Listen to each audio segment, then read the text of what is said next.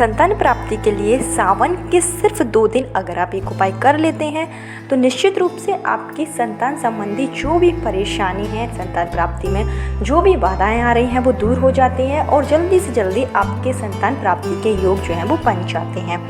आपकी शादी को काफ़ी समय हो गया है, आपने डॉक्टर को दिखाया है, आपने चेकअप भी करा लिया है, डॉक्टर ने आपको बताया है कि आपको ऐसी कोई भी शारीरिक परेशानी नहीं है जिसकी वजह से आप गर्भधारण ना कर सकें, आपको संतान की प्राप्ति ना हो पाए। साथ ही साथ आपके पति में भी ऐसी कोई कमी नहीं है, लेकिन उसके बावजूद भी अगर आपको संतान सुख नहीं प्राप्त हो रहा है, शादी को काफ़ी समय होने के बाद भी आपको पुत्र की प्राप्ति नहीं हुई है, या फिर आपके घर में लगातार लड़कियां जन्म ले रही हैं, आप चाहते हैं कि आपके घर में भी एक पुत्र धन की प्राप्ति हो जाए, तो इस वीडियो में आपको एक सरल सा उपाय बताया जाएगा जिसको अगर आप सावन के महीने के 2 दिन कर लेते हैं, सिर्फ 2 दिन आपको यह उपाय करना है और आप देखेंगे कि 3 महीने के अंदर ही आपके पुत्र प्राप्ति के योग बनने लगेंगे और जल्दी से जल्दी आपकी गोदी में नन्हा मुन्ना प्यारा सा पुत्र होगा। तो अगर आप चाहते हैं कि आपको भी जल्दी से जल्दी पुत्र की प्राप्ति हो जाए, वैसे लड़के और लड़की में कोई भेद नहीं होता है, लेकिन फिर भी शास्त्रों में निहित है कि लड़के से मोक्ष की प्राप्ति होती है। हर पेरेंट्स का सपना होता है कि उनके घर में अगर लड़कियां हो चुकी हैं तो एक पुत्र की भी प्राप्ति हो जाए, और हमारे बड़े बुजुर्गों की चाह होती है कि लड़के का होना बहुत ज़रूरी है, लड़के वंश की वृद्धि करते हैं। तो अगर आप भी चाहते हैं कि आपके घर में लड़कियां हो चुकी हैं और आप एक पुत्र की प्राप्ति चाहते हैं, तो इस वीडियो में जो उपाय बताया जाएगा उसको आप जरूर कीजिए, निश्चित रूप से आपकी पुत्र प्राप्ति के योग बनेंगे। ये जो उपाय है वो उन लोगों को नहीं करना है जिनकी शादी को हाल ही में जिसकी शादी हुई है, शादी को काफ़ी समय भी नहीं हुआ है और जो चाहते हैं कि उन्हें पहली बार ही पुत्र की प्राप्ति हो जाए, तो उस स्थिति में आपको यह उपाय नहीं करना है।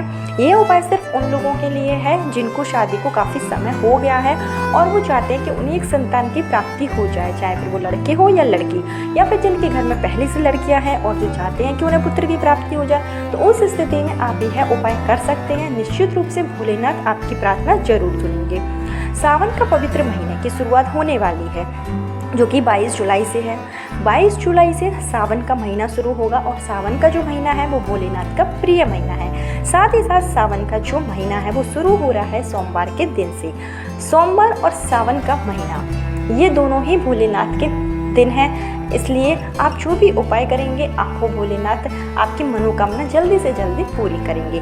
तो चलिए उपाय की शुरुआत करते हैं, किस तरीके से आपको उपाय करना है और आप इसमें क्या क्या गलती करने से बचें, सब कुछ जानकारी आपको इस वीडियो में दी जाएगी। तो आगे वीडियो शुरू करने से पहले हमेशा की तरह आपसे मेरा निवेदन है कि अगर अभी तक आपने मेरा चैनल महादेव के उपाय को सब्सक्राइब नहीं किया है तो चैनल को सब्सक्राइब जरूर कर लीजिए।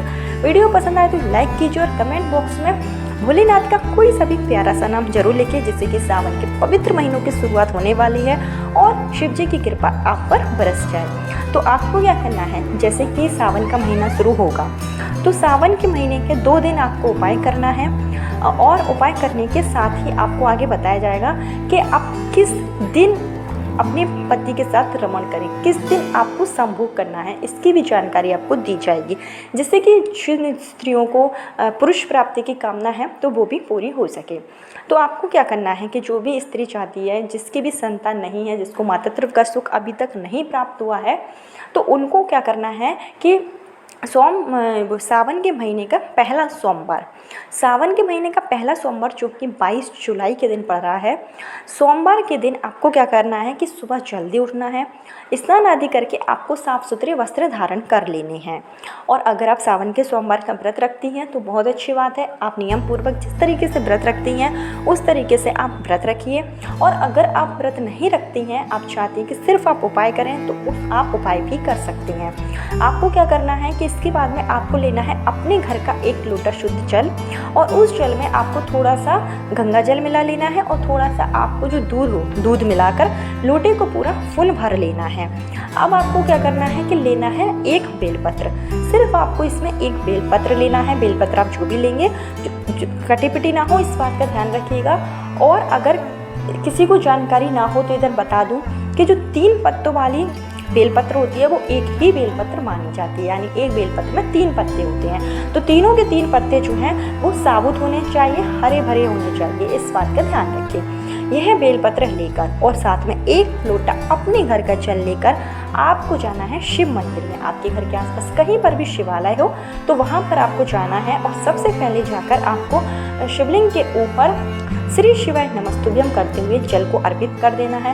पुत्र प्राप्ति की आपको कामना करनी है। आपको भोलेनाथ से प्रार्थना करनी है कि मेरी शादी को काफ़ी समय हो गया है और अभी तक अगर आपको संतान सुख नहीं मिला है तो इस तरीके से आप भगवान से प्रार्थना करेंगे।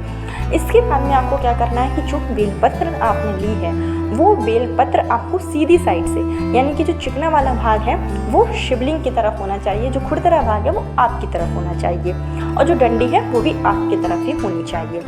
आपको अपने दाहिने हाथ से यह जो बेलपत्र है वो माता अशोक सुंदरी के जगह पर तुमरुका जी का नाम लेते हुए अर्पित करना है। तुमरुका जी का नाम लेकर अगर आप एक बेलपत्र सावन के सोमवार के पहले सोमवार को और आखिरी सोमवार को, मतलब एक तो आपको पहले सोमवार को चढ़ाना है और दूसरा सेम इसी तरीके से आपको आखिरी सोमवार को भी करना है।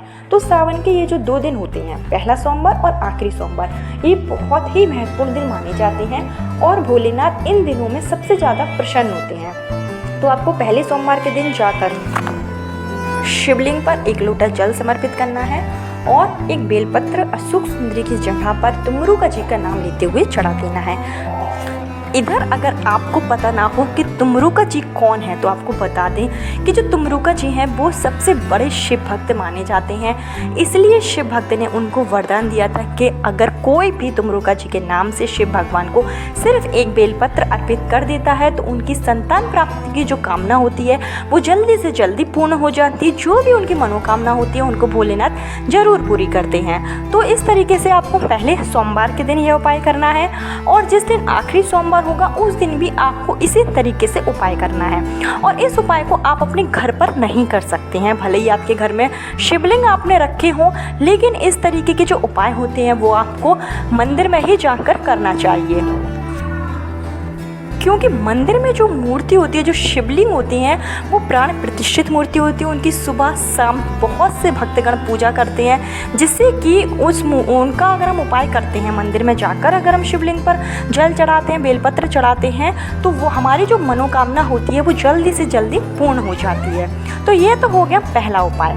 अब आपको दूसरा उपाय क्या करना है कि आपको अपने घर पर रहकर, और इसको आप सावन के जितने भी सोमवार पड़ेंगे उस सोमवार को आप कर सकते हैं। मतलब अगर 4 पड़े तो 4 सोमवार को आपको करना है और अगर 5 पड़ते हैं तो 5 सोमवार को आप उपाय करेंगे। आपको क्या करना है, आपको अपने घर का जो गेहूं का आटा होता है उस आटे से आपको 11 शिवलिंग बनाने हैं।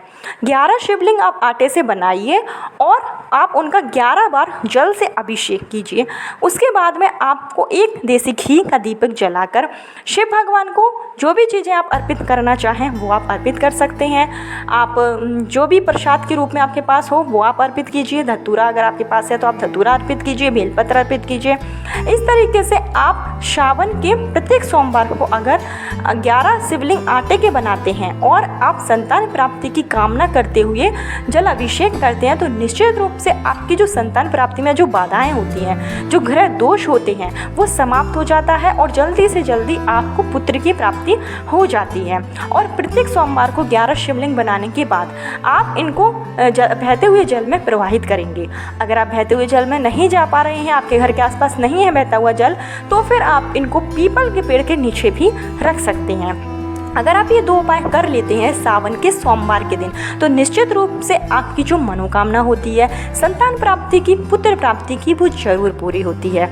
तो ये छोटे से उपाय थे, इनको हमारे पूजनीय गुरुजी की कथा से लिया गया है। शिव पुराण के यह उपाय हैं। इसके साथ ही अगर आप पीरियड्स के 8वें दिन, 10वें दिन या फिर 12वें दिन यानी कि जो सम दिन होते हैं इनमें अगर आप संभोग करते हैं तो आपको पुत्र की ही प्राप्ति होती है। तो इन नियमों का आप ध्यान जरूर रखें और आप सावन के महीने में ये सरल से उपाय जरूर करें। भोलेनाथ आपकी जल्दी से जल्दी मनोकामना जरूर पूरी करेंगे।